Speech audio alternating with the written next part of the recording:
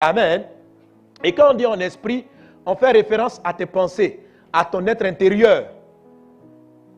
Le succès de la prière n'est pas dans les formulations extérieures, mais la réussite ou la puissance dans la prière se situe au niveau du combat et au niveau des dispositions que tu as dans ton être intérieur. Amen. La déclaration verbale, les mots qu'on prononce à la fin sont utiles aussi. Mais la grande partie de la victoire de la prière se passe à l'intérieur de nous. Que Dieu t'accorde une vie de prière victorieuse dans le nom de Jésus. Amen. On peut accroître l'efficacité d'une prière.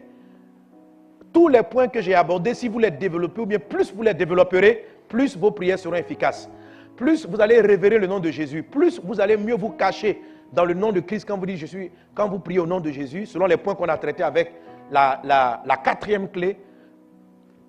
Plus le nom de Jésus sera puissant dans votre esprit quand vous priez, plus grands seront vos exaucements et plus rapides seront vos exaucements. Amen.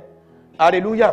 Donc vous pouvez améliorer la prière, améliorer votre prière, améliorer vos exaucements en écoutant ce message et puis constamment le travaillant sur vous-même. Amen. Ce qu'on appelle des exercices spirituels qui vont vous rendre encore meilleur ou bien meilleure l'action et l'intervention de Dieu dans votre vie. Le cinquième point qu'on va aborder aujourd'hui, amen, que je vais introduire, je ne pourrai pas le terminer. Bon, je vais quand même traiter 2 points ou bien 1 point. Amen. Bon, j'ai changé ma formulation. Alléluia. Voilà. Pour prier efficacement, la 5e chose, je veux dire ceci, c'est aligne ton cœur ou tes pensées, amen,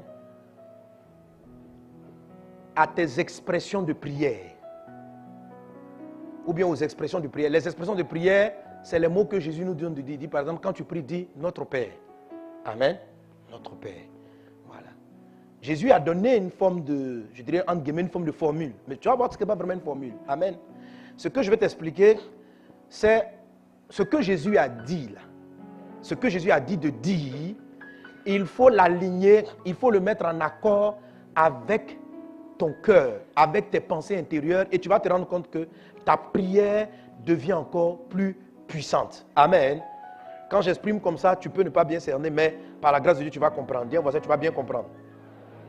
Je vous invite à lire avec moi Matthieu chapitre 6, à partir du verset 7. Jésus dit, donc on est dans l'école de Jésus pour la prière. Jésus dit aux disciples, en priant, ne multipliez pas de vaines paroles, comme les païens qui s'imaginent qu'à force de paroles, ils seront exaucés. Ne leur ressemblez pas, car votre Père sait de quoi vous avez besoin avant que vous le lui demandiez. Amen, amen. Alléluia. Ça, c'est important. Jésus compare ici la prière des chrétiens à la prière des païens. Donc, les païens prient. Et ce n'est pas seulement les païens. Les religieux prient. Dans l'islam, on prie. Chez les évangéliques, il y a des prières. Les méthodistes, il y a des prières. Chez les catholiques, il y a des prières. Il y a des formes de prières. La prière de Jésus est différente des prières des évangéliques. Ce n'est pas une prière religieuse. C'est différent des prières des catholiques. C'est différent de la prière islamique, de la prière bouddhiste. Quelle que soit votre religion, ce que Jésus enseigne n'est pas une prière religieuse. Lorsque la Bible utilise l'expression païen, il faut savoir que les Juifs appelaient tous les non-Juifs païens. Voilà, ce n'est pas ceux qui ne croient pas en Dieu. Sinon, quelqu'un qui ne croit pas en Dieu ne prie pas. Vous avez dit, ne prie pas comme les païens. Un vrai païen, il ne prie pas. Donc si on parle des païens, ce n'est pas païen dans le sens de incroyants. Ce sont des croyants, mais qui ne sont pas juifs. Donc il est en train de dire, ne priez pas comme les autres croyants. Quand il dit païen, il ne faut pas voir ceux qui ne sont pas chrétiens. Voilà, païen étant un mot qu'on donnait à tous ceux qui n'étaient pas de la race ou de la nationalité hébraïque juive. Amen. Donc ne priez pas comme les autres. Ne priez pas comme cela. Et Jésus même en continuant va dire qu'il ne faut pas prier aussi comme les pharisiens. Quelqu'un dit Amen. En prière, ne multipliez pas de vaines paroles. C'est-à-dire, ce n'est pas la peine de dire des paroles qui sont vides. Comme les païens qui s'imaginent qu'à force de paroles, ils seront exaucés. Ne leur ressemblez pas, car votre Père sait de quoi vous avez besoin avant que vous ne le lui demandiez. Écoute, si tu veux réussir ta prière, il faut savoir que la prière chez les enfants de Dieu ne consiste pas à informer Dieu de tes besoins. Il dit, le texte dit, Dieu sait d'avance ce dont tu as besoin. Ça veut dire que la prière n'est pas un mode d'information. Chez les païens ou chez les religieux, la prière est une information. Ou la prière est un rite genre magique. On te dit par exemple, fais 4 fois, dis 4 fois, Jésus au ralenti. Jésus. Jésus. Jésus. 4 fois ça marche. Parce que le chiffre 4, c'est le chiffre de ceci, c'est le chiffre de cela. Je ne dis pas que ça ne fonctionne pas. Il y a des règles, il y a des récitations qui sont puissantes. Il y a des puissances dans tout ça. Mais Jésus dit, n'utilisez pas cette voie-là. Des prières des chapelets, tout ça, on n'a pas dit que c'est nul. Mais on te dit, n'utilise pas ce chemin. N'amène pas ta religion dans le message de Christ. Jésus n'a pas enseigné évangélique, il n'a pas enseigné, il n'a pas prêché une église quelconque, ni bas honneur. Il prêche sa personne, sa vie. Et soit connecté avec son message. Ne laisse pas la religion être un obstacle à la révélation de la parole de Dieu. Alléluia. Tu viens à bas honneur, ne laisse même pas bas honneur être un obstacle à la révélation de la Bible. La Bible est la Bible. Elle surpasse, elle transcende toute église, tout ça. Jésus a un message. Il faut le prendre. Alléluia. Quelqu'un est avec moi? Donne un bon amen à Jésus. Donne un bon amen à Jésus. Alléluia. Donc ne multiplie pas de vaines paroles. Ce n'est pas, il ne s'agit pas de dire Dieu. Est-ce que tu sais? Tu sais que je prends de l'âge. Et qu'à mon âge, on se marie, hein? On est marié. Tu sais que je vais avoir 40 ans? Dieu dit, il sait déjà. Alors, si Dieu sait déjà, à quoi sert la prière? S'il sait ce dont on a besoin, il n'a qu'à nous les donner en même temps. Parce qu'il dit, faut pas croire que ta parole est en train de m'informer. Avant que tu n'ouvres la bouche, je savais avant toi ce dont tu avais besoin. Alors, Jésus a fini de dire cela. Pourquoi nous gardons les mêmes habitudes? Il sait que tu as besoin de la voiture, il sait que tu veux du travail, et il veut te donner. Donc, lorsqu'il te demande de prier, il parle d'autre chose. Et il faut comprendre son message. Alléluia. Alléluia. Gloire à Jésus.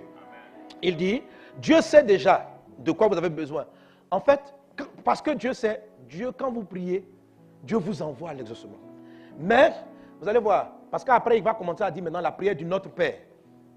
Voilà encore des paroles, Notre Père qui est aux cieux. Vous allez voir, il ne s'agit pas ici de la récitation. Mais vous allez comprendre ce dont il parle. Pasteur Tena, viens. Donne-moi ta Bible. Voilà. Toi, tu demandes. Mais quand j'ai demandé, moi, j'ai envoyé ma main comme ça, avec ton miracle. Toi, tu dribbles ma main, tu vas là-bas. Quand je viens ici, tu t'en vas là-bas. OK? Viens comme ça. Là, on va nous voir. Ah, mais ceux-là, ils ne vont pas voir. Bon, on se met comme ça. Amen. Bon, de toute façon, il y a les écrans. Amen. Bien, viens.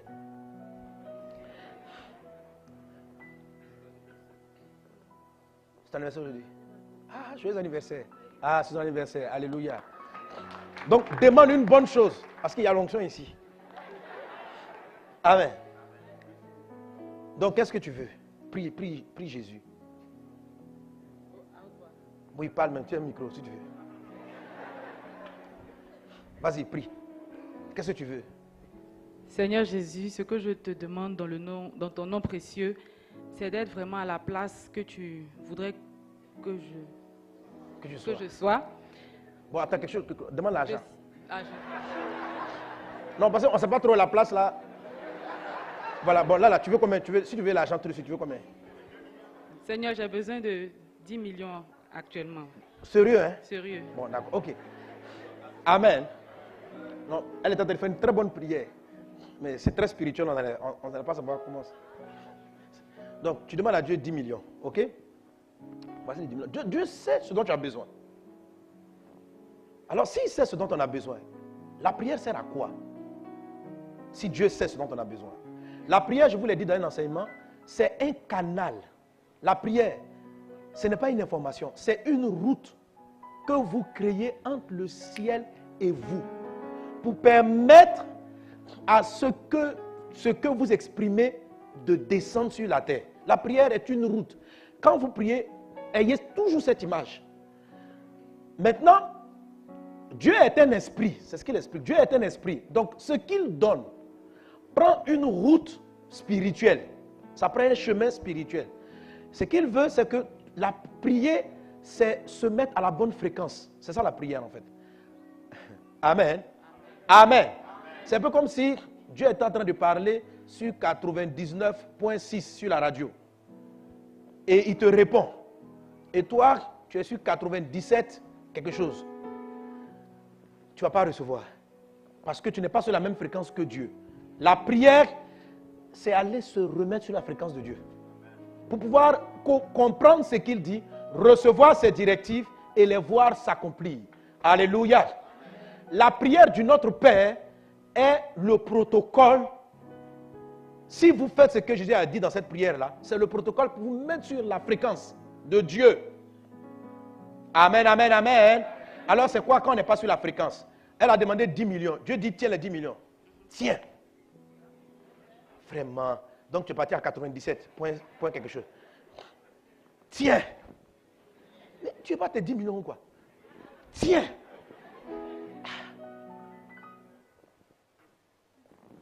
Tiens. Amen. Bon, peut-être qu'ils vont viser en haut maintenant. Tiens. Tu es parti en bas. Tiens. Dieu te cherche pour t'envoyer l'argent que tu cherches, mon ami. Dieu te cherche. Il change de fréquence pour toi-même, tout ça.